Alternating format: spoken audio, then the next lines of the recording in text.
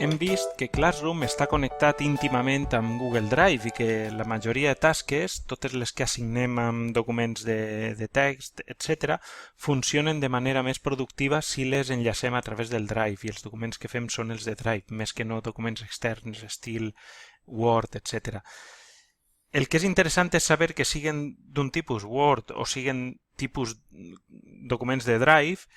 En qualsevol cas, sempre se'ns crea una carpeta dedicada exclusivament a Classroom dins del nostre Google Drive, com veieu, que és el disc virtual de Google. Si la teniu, Classroom és automàtic, no hem de fer res. Se'ns crea també una carpeta per cada assignatura o classe que tenim i per cada tasca que assignem als alumnes.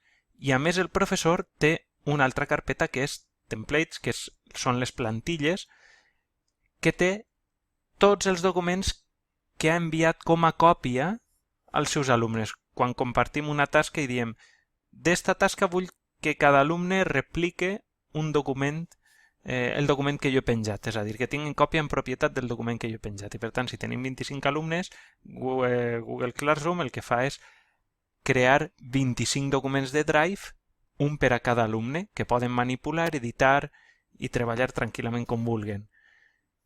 I aquestes plantilles se'ns creen o se'ns arxiven en templates, sempre. Per tant, això és el que tenim disponible ací i passa el mateix amb el perfil d'alumne.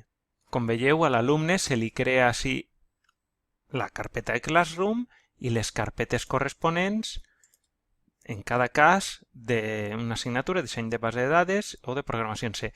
I dins d'aquestes assignatures tenen les tasques que van lliurant o les que els assigna el professor.